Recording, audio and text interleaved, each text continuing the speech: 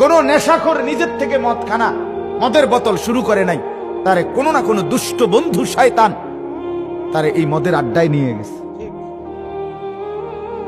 নারীর ফাঁদে ফেলে দিছে, সস্তা প্রেমের ফাঁদে ফেলে দিছে। এই জন্য বাপ, আমিও আফসোস করতে হবে, আপনিও করতে হবে।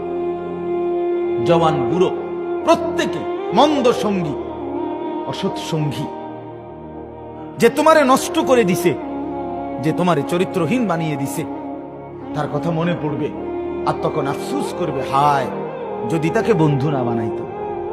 আহা তুই কি করলি আমার, আহা তুই কি করলি। মাদক দ্রব্য খাচ্ছে মুসলিমরাই, সে জানে না একবার মাদক দ্রব্য সেবন করলে 40 দিন নামাজ কবুল হয় না। কেউ যদি মাদক দ্রব্য সেবন করে এবং এই অবস্থায় সে মৃত্যুবরণ করে, রাসূলুল্লাহ সাল্লাল্লাহু আলাইহি ওয়াসাল্লাম বলেছেন তাকে আল্লাহ পাক তিনাতুল খাবাল পান করাবে। সাহাবীরা জিজ্ঞাসা করছেন, তিনাতুল খাবাল কি ইয়া রাসূলুল্লাহ? নবীজি বলছেন, এটা জাহান্নামীদের রক্ত, মাংস, পুজের একটা মিশ্রণ, একটা পানীয়। আমরা কি খেতে চাই?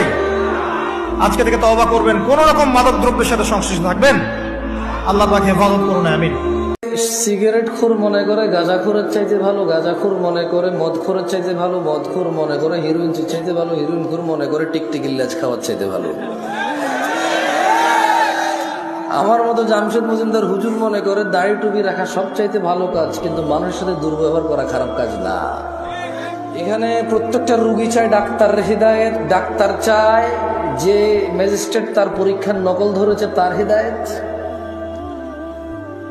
হুজুর চায় মাহফিল কমিটির হিদায়েত, কারণ টাকা কম দিছে। মাহফিল কমিটি চায় হুজুরের হিদায়েত, টাকা কন্ট্রাক্ট করা ছাড়া আসতে চাচ্ছে না। কেউ নিজের হিদায়েত চায় না, প্রত্যেক ব্যক্তি অন্যের হিদায়েত নিয়ে এখানে ব্যস্ত। এখানে যারা সিগারেট খান ছাড়তে পারেন না, আমি আপনাদেরকে একটা কথা বলবো, মাথায়টা বসান। আপনি রমজানে যদি 10টা 11টা 12টা 1টা 2টা সিগারেট না খেয়ে থাকতে পারেন, আপনি আগামীকালকেও চাইলে সকাল 10টা 11টা 12টায় সিগারেট না খেয়ে থাকতে পারবেন। কারণ আপনি যদি না পারার হতো, রমজানও পারতেন না।